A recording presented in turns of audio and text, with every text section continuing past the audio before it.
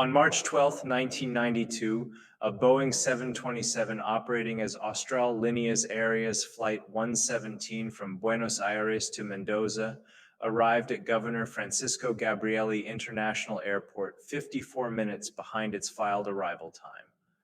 The aircraft touched down at 15:47 local time. According to every instrument aboard the plane, every clock in the cockpit, and every watch worn by the three crew members, the time was 14:53. The difference was never reconciled. The flight that morning began without ceremony. Austral 117 was a scheduled domestic service, part of the airline's regular operations across Argentina. The 727, registration LVMLP, was a workhorse of the fleet, built in 1968 and maintained to standard airworthiness requirements. Captain Jorge Raul Polanco had logged over 11,000 hours. First Officer Ricardo Javier Ferreira had just under 4,000. Flight Engineer Adrian Santos completed the crew. All three had flown the Buenos Aires to Mendoza route dozens of times. The distance between Ezeiza International Airport and Mendoza is approximately 650 nautical miles. The route crosses the Argentine Pampas before rising into the foothills of the Andes. At cruise altitude, the flight passes over terrain that climbs steadily from near sea level to elevations exceeding 14,000 feet. Mendoza sits at an elevation of roughly 2,400 feet on the eastern side of the Andean range. The approach requires careful attention to terrain clearance and weather, particularly in the austral autumn when early cold fronts descend from the Pacific. Flight 117 was scheduled to depart at 12:40. The aircraft pushed back 3 minutes early. Ground operations were routine. Fuel load was calculated for the 1 hour and 47-minute flight time with standard reserves. Weather at departure was clear. Mendoza reported scattered clouds at 8,000 feet with visibility exceeding 10 kilometers. Winds aloft were forecast at 15 knots from the west at flight level 310, the assigned cruise altitude of 31,000 feet. The crew completed their pre-flight checks. All systems reported normal. The auxiliary power unit spooled down as the main engines reached idle. Taxi clearance was issued at 12:39. The 727 taxied to runway 11 at Ezeiza without delay. Takeoff clearance came at 12:52, 8 minutes ahead of the filed slot. The aircraft lifted off at 12:54 local time. Climb out was standard. Buenos Aires approach handed the flight to area control at 13:02. Captain Polanco acknowledged the frequency change and confirmed the climb to flight level 310. The controller responded with radar contact and cleared the flight direct to waypoint Sardi, the first navigation fix on the route to Mendoza. At 13:17, Austral 117 reached its assigned altitude. Engines were set to cruise thrust. The aircraft settled into level flight on a heading of 272 degrees. Airspeed stabilized at 467 knots. The cockpit voice recorder captured routine communications. The flight engineer reported fuel flow consistent with expected burn rate. Outside air temperature was minus 42 degrees Celsius. All three crew members later stated that nothing about the first 23 minutes of the flight suggested anything unusual was about to occur. At 13:21, Buenos Aires Area Control issued a frequency change to Mendoza Control. Captain Polanco acknowledged and dialed in the new frequency. He transmitted the standard position report. Austral 117, flight level 310, estimating Mendoza at 1441. There was no response. Polanco repeated the call. Silence. He checked the frequency selector. The numbers matched the assigned channel. Ferreira tried the secondary radio. Still nothing. Santos cycled the transponder. The indicator light confirmed the unit was transmitting Mode C, which includes altitude encoding. The radios functioned normally on internal checks. The crew could hear each other through the intercom, but no outside voice came through. At the same moment, the Mendoza control radar display showed Austral 117's transponder code disappear. The primary radar skin paint, the raw return from the aircraft's metal surface, remained visible for another 12 seconds. Then it too vanished from the screen. The controller on duty, Luis Hector Campos, later testified that he immediately attempted radio contact. He received no reply. He checked his equipment. Everything appeared operational. Other aircraft on frequency were communicating normally. Campos notified his supervisor at 1323. Standard lost communication procedures were initiated. Mendoza Control contacted Buenos Aires Area Control to confirm the last known position and altitude of Flight 117. Buenos Aires confirmed the flight had been handed off and was no longer on their frequency. The transponder code had not reappeared on their scopes. Campos issued a general broadcast on the emergency frequency. No response came from Austral 117. Inside the cockpit of the 727, the crew experienced something different.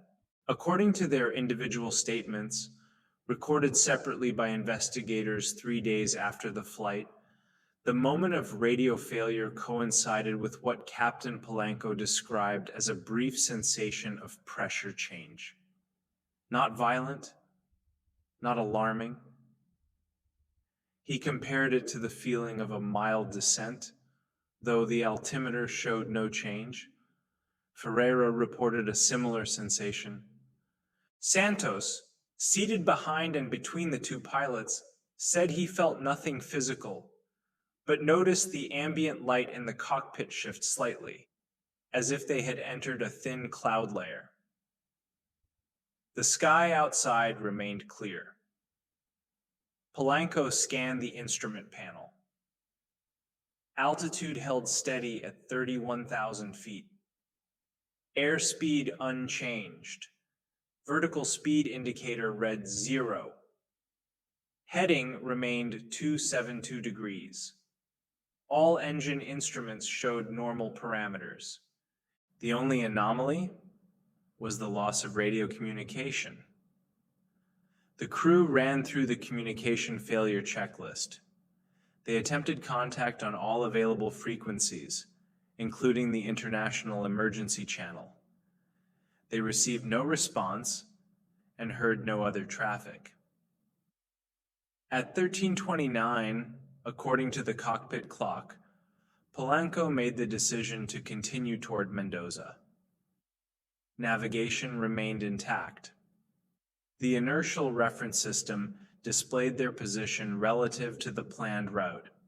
They were on course, on altitude, and on speed. Fuel quantity indicated normal consumption. Turning back to Buenos Aires would serve no purpose if the radios remained inoperative on arrival. Mendoza was closer. The weather was suitable. A radio-out arrival, while uncommon, was a trained procedure. On the ground, Campos escalated the situation at 1334. 11 minutes had passed since the last confirmed contact. He notified the airport duty officer and requested alert status for crash and rescue services. Mendoza Tower was informed to watch for possible emergency arrival. Buenos Aires was asked to check if Austral 117 had unexpectedly returned to their frequency. They had not. The Airline Operations Center was contacted. Austral's dispatcher confirmed the flight had departed on time and had not reported any irregularities prior to the communication loss. At 1340, Mendoza Control contacted the Argentine Air Force Southern Air Defense Sector Two FMA IA-63 Pampa trainer aircraft were on a routine patrol in the region. They were vectored toward the last known position of Austral 117. The pilots were instructed to search for the 727 and attempt visual contact. The Pampas climbed to 28,000 feet and proceeded westward along the projected flight path. They saw nothing. For the next 37 minutes, Mendoza Control maintained a continuous watch on all radar displays and broadcast repeated calls on every frequency. No trace of Flight 117 appeared. The airline prepared contingency notifications. Family contact lists were retrieved. The airport manager at Mendoza convened an emergency response team.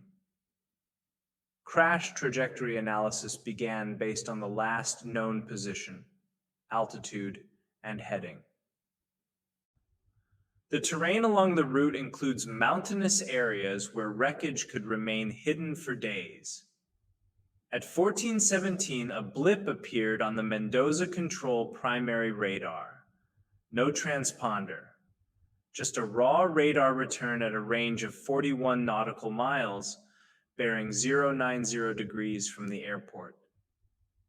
Altitude was not encoded. Campos observed the target. It moved steadily westbound at a speed consistent with jet traffic. He attempted radio contact. There was no answer. At 1421, the transponder code for Austral 117 illuminated on the screen. Altitude read flight level 310. The aircraft was precisely where it should have been according to its flight plan, as if the preceding 58 minutes had not occurred. Campos transmitted immediately. Austral 117, Mendoza Control, do you read? Captain Polanco responded. Mendoza Control, Austral 117, we read you now. We've been trying to reach you for the last 28 minutes. Campos paused. He looked at the time display. It read 1421. He glanced at his handwritten log. The last communication from Austral 117 had been at 1321. He keyed the microphone. Austral 117, confirm your last transmission time. Polanco checked his panel clock. Mendoza, we show local time as 1349. Last successful contact with Buenos Aires was at 1321. We've had no radio since then. There was a silence on the frequency. Campos wrote the numbers down twice to be certain. He asked the captain to confirm his current fuel quantity. Polanco consulted the engineer. They reported fuel remaining consistent with 1 hour and 28 minutes of flight time from Buenos Aires. Campos did the calculation. If the flight had departed at 12:54 and it was now 14:21 on the ground, the aircraft had been airborne for 1 hour and 27 minutes. But the fuel load, the cruise clocks, and their subjective experience indicated they had been flying for only 55 minutes.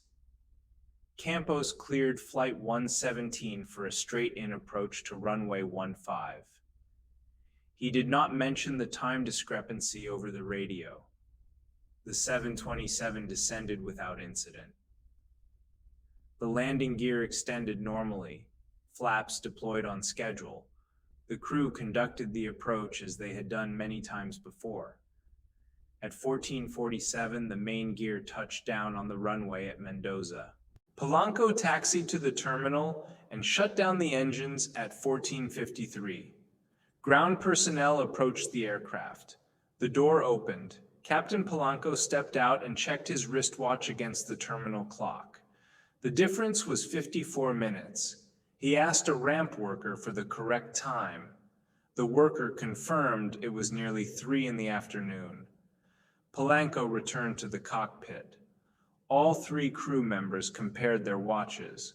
All showed times within 1 minute of each other. All were synchronized to the cockpit clock. All read approximately 14:55. The clocks in the terminal, On the control tower displays and on the watches of every ground crew member read 1549. The airline grounded the crew pending an investigation. The aircraft was impounded at Mendoza for inspection. The cockpit voice recorder and flight data recorder were removed and sent to Buenos Aires for analysis. Maintenance engineers examined every system aboard the 727. They found no faults. The radios tested normally. The transponder functioned without error. The inertial navigation system showed no anomalies. The engines had logged flight time consistent with the fuel burn. That flight time matched the crew's clocks, not the ground elapsed time. The cockpit voice recorder tape was intact. It captured the entire flight from engine start to shutdown. The recording ran for 1 hour and 59 minutes of tape. Every word spoken by the crew was audible. Every radio transmission to Buenos Aires and Mendoza was recorded. The gap in communication lasted exactly 28 minutes according to the tape timeline. The tape showed no signs of tampering, no speed variation, and no dropout. The audio was continuous. The flight data recorder painted the same picture. It logged altitude, airspeed, heading, engine parameters, and control surface positions. The data showed a normal departure, a normal climb, and a normal cruise. At a point corresponding to 1321 on the FDR timeline, the data showed a brief fluctuation in static air temperature and cabin pressure. The change lasted less than 3 seconds. All values returned to normal. The flight continued without further irregularities. The FDR recorded 1 hour and 53 minutes of flight data. The time corresponded to the cockpit clocks. It did not correspond to the ground timeline. Investigators interviewed the crew separately. Each account was consistent. Polanco insisted that his experience of the flight duration matched his instruments. He had no explanation for the missing time, but was certain he had not been unconscious or disoriented. Ferreira corroborated every detail. Santos provided the same timeline. All 3 men were subjected to medical examinations. Blood tests showed no presence of toxins, hypoxia markers, or substances that could explain altered perception. Neurological exams found no abnormalities. Mendoza Control provided their radar tapes and communication logs. The tapes showed Austral 117 disappearing from radar at 1321 and reappearing at 1421, exactly 60 minutes later. During that interval, the radar recorded no target in the airspace where the 727 should have been. The Air Force Pampa aircraft that searched the area confirmed no visual contact. Their flight recorders showed they passed through the projected position of Austral 117 at 1347. They observed no traffic. The Argentine National Civil Aviation Authority convened a formal inquiry. Investigators examined meteorological data for the region. No unusual atmospheric conditions were reported along the route.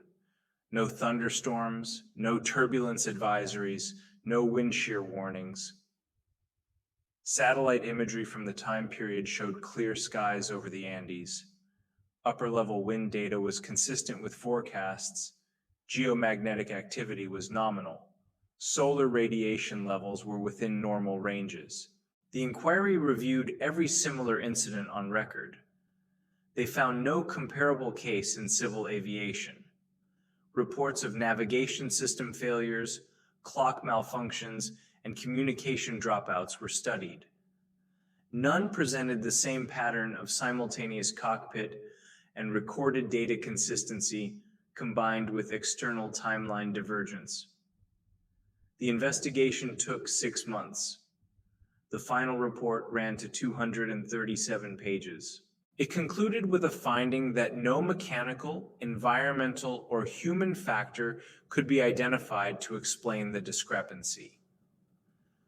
The report noted that the aircraft's cockpit clocks, the crew's watches, and the onboard recording systems all remained internally consistent throughout the event. The ground-based timekeeping systems also remained consistent with each other and with the International Time Standard. The report stated that both timelines appeared to be accurate within their respective frames of reference. It offered no hypothesis to resolve the conflict. The aircraft returned to service 1 month after the incident. Captain Polanco flew again after a psychological evaluation found him fit for duty. He retired from Austral in 1998. In a 2003 interview with an aviation safety journal, he was asked if he had ever developed a theory about what happened. He said he had not. He stated only that he remained certain of what he experienced and what his instruments told him. He acknowledged that this certainty did not make it any easier to reconcile with what everyone on the ground observed. First Officer Ferreira left aviation 2 years after the incident. He declined to be interviewed for the official report's follow-up review. Flight engineer Santos continued working for Austral until the airline ceased operations in 2005. In his final interview with investigators, he was asked if he believed the event could happen again. He replied that he believed it had already happened, and that was sufficient reason to consider it possible. The Mendoza control tapes remained in the archive of the Argentine Aviation Authority. In 2011, a researcher obtained permission to review the materials under a Freedom of Information request. He noted that the audio recordings of Luis Hector Campos issuing the approach clearance to Austral 117 at 1421 included a distinct pause after the crew reported their onboard time. The pause lasted 11 seconds. During that interval, Campos could be heard consulting with another controller off microphone. The words were faint but audible on the enhanced recording. Campos said, "They still think it's 1350. The other voice responded, "Don't tell them yet." No explanation was provided for that exchange. Campos retired in 1996 and declined all requests for interviews. He passed away in 2009. The Boeing 727, registration LVMLP, was sold to a cargo operator in 2001. It flew freight routes in South America until 2014, when it was retired and scrapped in Tucson, Arizona. The cockpit instruments, including the chronometers, were salvaged and sold to collectors. The clocks were examined by a private aviation museum. They functioned normally. Their internal mechanisms showed no evidence of tampering or defect. In 2018, the museum curator contacted 2 of the 3 original crew members, Polanco and Santos, to ask if they would participate in a documentary about the incident. Both declined. The curator noted in his correspondence file that Polanco wrote back with a brief message. He said that he and his crew had done their job correctly and that the aircraft had landed safely. He said there was nothing more to be gained by discussing what could not be understood. The flight data recorder from Austral 117 remains in storage at the Argentine Aviation Safety Board facility in Buenos Aires. It has never been reanalyzed with more advanced technology, despite requests from independent researchers. A spokesperson for the agency stated in 2020 that the original investigation had been thorough and that no new examination was planned unless new evidence emerged. No new evidence has emerged. On the afternoon of March 12, 1992, 51 passengers and 3 crew members landed in Mendoza 54 minutes later than the rest of the world recorded. Inside the aircraft, less time had passed. The instruments agreed with the crew. The fuel agreed with the instruments. The recorders agreed with the fuel. and yet outside the clocks had moved ahead. Somewhere between Buenos Aires and Mendoza, above the foothills of the Andes, the flight existed in a duration that no ground station could observe and no radar could track. When it returned to a moment 54 minutes displaced from where it believed itself to be. The gap was never closed. The difference was never explained. The event was never repeated. The files remain open, not because investigators expect resolution, but because no one has been able to formally declare the case resolved. If you follow aviation mysteries and unexplained incidents, subscribe for future investigations.